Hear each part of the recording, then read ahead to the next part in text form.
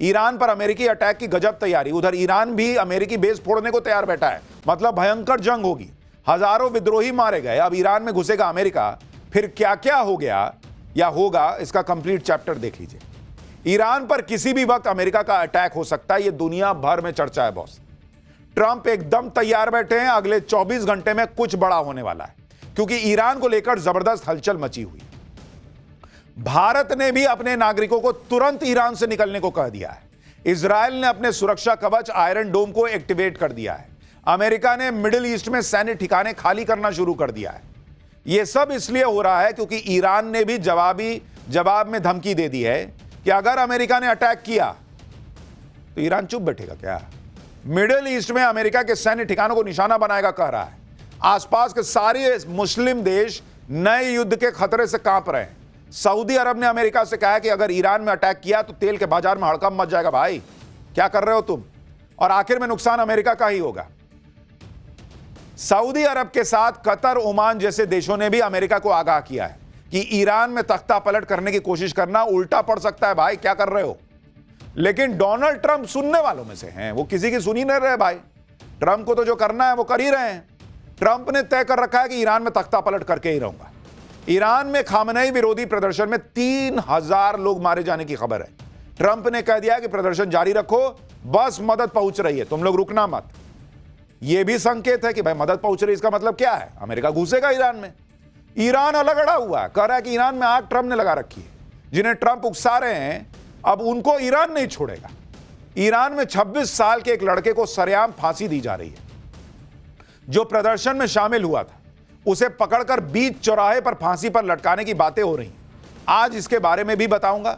यह भी बताऊंगा कि ईरान में आज की रात क्या बड़ा हो सकता है, कैसे रूस और चीन भी इसमें कूदने को तैयार है। जिस वक्त ट्रंप ईरान पर अटैक करने के लिए तैयार हैं, उस वक्त अमेरिका में पिज्जा के ऑर्डर क्यों बढ़ गए। भाई बहुत अलग कहानी चल रही है इंटरनेशनल मीडिया में। पिज्जा के ऑर्डर से युद्ध का क्या कनेक्शन है।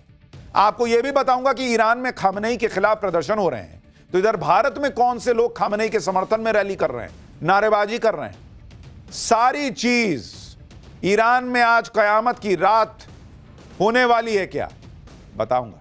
पहले ट्रेलर देखिए। पूरी दुनिया सहमी हुई है कि ईरान और अमेरिका के बीच क्या ही होने वाला है। ट्रंप एक के बाद एक ईरान को धमकी दे रहे हैं, जिसके जवाब में अब ईरान की तरफ से भी अमेरिका को सीधे सीधे वार्निंग दी जा रही है। ट्रंप ने कहा कि पब्लिक पर अत्याचार बंद करे ईरान। खामनेई ने कहा कि विदेशी दखल बर्दाश्त नहीं है, हमारे देश में ना घुसो तुम। ट्रंप ने कहा कि खामनेई को भारी कीमत चुकानी पड़ेगी। खामनेई कहा कि मुंहतोड़ जवाब दे देंगे, क्या समझे हो जी। ट्रंप ने कहा कि किसी को फांसी दी तो बहुत बड़ा हमला होगा तुम पे। खामनेई ने पलट के जवाब दिया कि हम अमेरिकी आर्मी बेस फोड़ देंगे, क्या सोचे हो तुम। मतलब तना तनी है भाई दोनों तरफ से। ट्रंप कह रहे हैं हम नहीं छोड़ेंगे, ईरान कह रहा है तो हम छोड़ देंगे क्या। ट्रंप लगातार कह रहे हैं कि ईरान प्रदर्शनकारियों के खिलाफ एक्शन बंद करे, लेकिन ईरान ने ऐसा फैसला ले लिया जिससे ट्रंप और भड़क गए। ईरान ने प्रदर्शनकारियों को सबक सिखाने के लिए बड़ा ऐलान कर दिया। ईरान ने 26 साल के प्रदर्शनकारी इरफान सुल्तानी को फांसी देने का फैसला किया है। बड़ी बात यह है कि इरफान सुल्तानी को पब्लिक के सामने बीच चौराहे पर फांसी दी जाएगी। यही है सुल्तानी, जिससे प्रदर्शनकारियों के हौसले टूट जाएं और प्रदर्शन बंद हो जाएं। इरफान सुल्तानी ईरान में चल रहे प्रदर्शन का सबसे बड़ा चेहरा बन गया है। आप देखिए कि इरफान सुल्तानी 8 जनवरी को गिरफ्तार किए गए थे। 11 जनवरी को मुकदमे में सुल्तानी को दोषी पाया गया।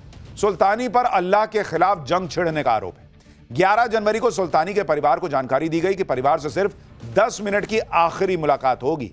सुल्तानी को ना ट्रायल मिलेगा, ना ही कोई वकील मिलेगा। इरफान सुल्तानी को सरेआम फांसी का ऐलान होने से ट्रंप बुरी तरह से भड़के हुए हैं।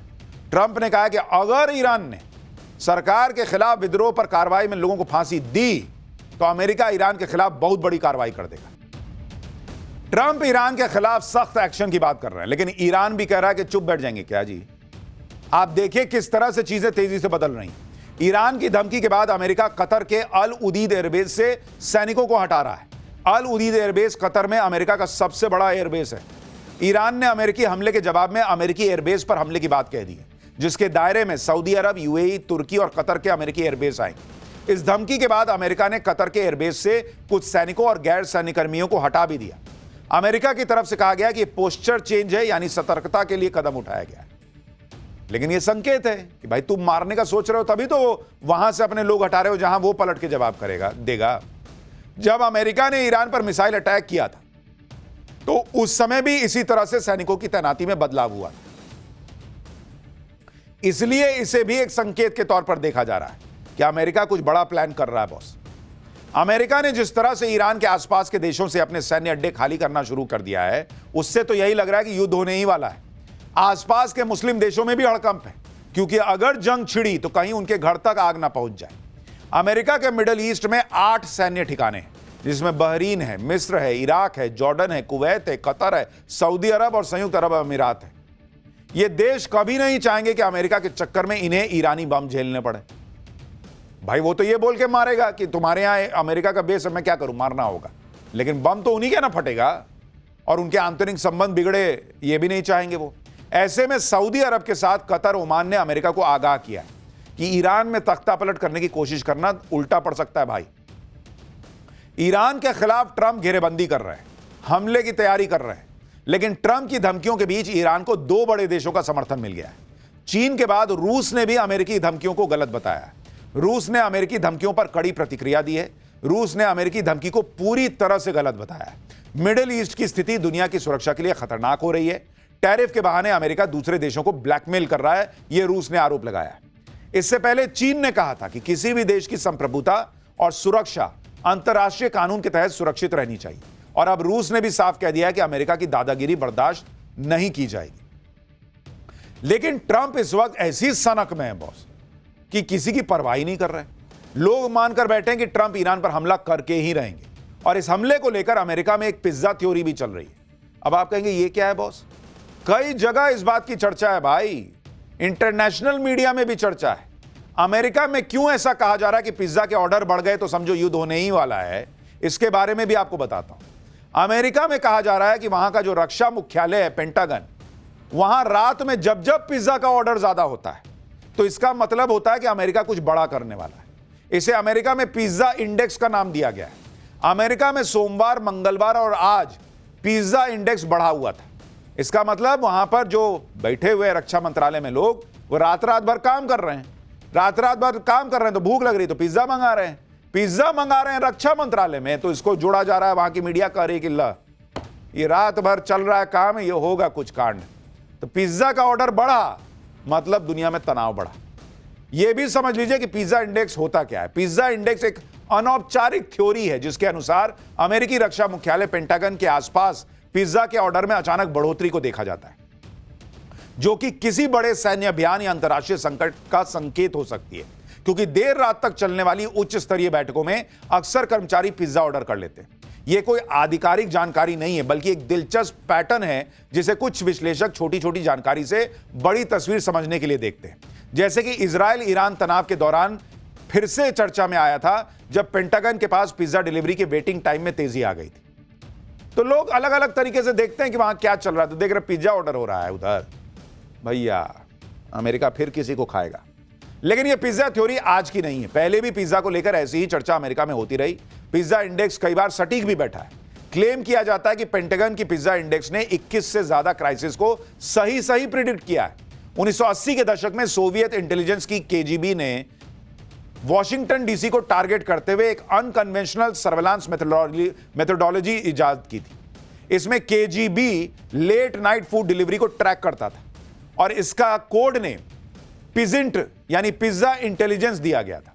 1 अगस्त 1990 में CIA हेडक्वार्टर में 21 पिज्जा डिलीवरी हुई थी, जिसके कुछ घंटे बाद ही इराक ने कुवैत पर हमला बोल दिया था, जिसके बाद गल्फ वॉर की शुरुआत हुई। 1998 में वॉशिंगटन पोस्ट ने यह लेख छापा था कि अमेरिका का इराक पर बॉम्बिंग के दौरान और राष्ट्रपति क्लिंटन पर चले महाभियोग के दौरान व्हाइट हाउस में फूड डिलीवरी में 250% की वृद्धि देखी गई थी। हाल ही में वेनेजुएला हमले से पहले भी व्हाइट हाउस के पिज्जा इंडेक्स में बढ़ोतरी देखी गई थी, और यह अमेरिका की मीडिया एजेंसीज खुद दावा करती हैं कि भाई इधर फूड डिलीवरी बढ़ी, उधर कुछ कांड होगा। अब अगर पिज्जा थ्योरी को सही माने थोड़ी देर के लिए, तो अमेरिका ईरान पर हमला करने ही वाला है। लेकिन यह हमला अमेरिका कैसे कर सकता है उसको देखिए, पिज्जा इंडेक्स तो अलग बात है। अगर हमला खाड़ी देशों के रास्ते होता है तो इसके लिए अमेरिका के कई बड़े सैन्य अड्डे पहले से मौजूद हैं। कुवैत में अली अल सलेम एयरबेस और कैंप आरिफ जान है। कुवैत की ईरान से दूरी करीब 250 किलोमीटर है। यूएई में अल धफरा एयरबेस है, जहां F-35 और F-22 जैसे लड़ाकू विमान तैनात है। यह ईरान से फारस की खाड़ी के पार लगभग 200 किलोमीटर दूर है। अगर अरब सागर से हमला होता है तो अमेरिका अपने एयरक्राफ्ट कैरियर स्ट्राइक ग्रुप्स का इस्तेमाल कर सकता है। इस समय यूएसएस हैरी एस ट्रूमैन पहले से ही क्षेत्र में तैनात है, जबकि यूएसएस कार्ल विंसन को हाल ही में वहां भेजा गया है। ये दोनों एयरक्राफ्ट कैरियर फारस की खाड़ी के बाहर तैनात है, लेकिन इसकी मिसाइलें और लड़ाकू विमान ईरान तक पहुंचने में सक्षम है। इस रणनीति का सबसे बड़ा फायदा यह है कि इसमें किसी भी खाड़ी देश की जमीन या सैन्य अड्डों का इस्तेमाल ही नहीं करना पड़ेगा। अमेरिका इजराइल के साथ मिलकर भी हमला कर सकता है। जून 2025 में अमेरिका और इजराइल ने मिलकर हमला किया था। इजराइल ने ईरान के एयर डिफेंस को कमजोर किया, फिर अमेरिकी B-2 बॉम्बर्स ने न्यूक्लियर फैसिलिटीज पर हमला कर दिया। इजरायली पीएम बेंजामिन नेतन्याहू ने हाल ही में ट्रंप से मुलाकात में राउंड 2 स्ट्राइक्स पर चर्चा भी की है। हमले में B-2 स्पिरिट स्टेल्थ बॉम्बर्स का इस्तेमाल किया जा सकता है, जो हिंद महासागर में स्थित डिएगो गार्सिया से उड़ान भर सकते हैं या फिर सीधे अमेरिका के मिसूरी से हवा में फ्यूल भरते हुए मिशन पूरा कर सकते हैं। यह बॉम्बर ईरान के रडार सिस्टम को चकमा देने में भी सक्षम है। अमेरिका के साथ देने के लिए इजराइल ने पूरी तैयारी शुरू कर दी है बॉस। इजराइल के आर्मी रेडियो की रिपोर्ट के मुताबिक IDF ने कई सैन्य टुकड़ियों को हाई अलर्ट पर रखा हुआ है। पिछले 24 घंटे के दौरान इजराइल ने एयर डिफेंस सिस्टम में कई बदलाव किए और अपने आयरन डोम एयर डिफेंस सिस्टम को फिर एक्टिव कर दिया है। यानी जितने संकेत मिल रहे हैं वो इशारा कर रहे हैं कि अमेरिका ईरान को फोड़ेगा। अब सवाल यह है कि ईरान किस तरह से जवाब देगा। अमेरिका ने ईरान पर हमला किया तो कितना बड़ा नुकसान हो सकता है यह भी समझिए। अगर अमेरिका ने बड़ा हमला किया तो ईरान प्रतिशोध में स्ट्रेट ऑफ हॉर्मुज को बंद कर सकता है। दुनिया का करीब 31%, 31% समुद्र से जाने वाला crude oil straight of Hormuz से ही पास होता है। अगर ईरान ने इसको बंद किया तो इंटरनेशनल क्रूड ऑयल के दाम $10 से $20 प्रति बैरल तक बढ़ सकते हैं। इससे नुकसान अमेरिका को भी होगा और वहां भी महंगाई तेजी से बढ़ जाएगी। यानी दुनिया भर में युद्ध के हालात बन रहे हैं, बहुत गहमा गहमी हो रखी है। अब इस पर एक एक रिपोर्ट तो आपको दिखाता ही रहूंगा, लेकिन पाठशाला में दुनिया में तो देश अपनी अपनी ताकत दिखा रहे हैं।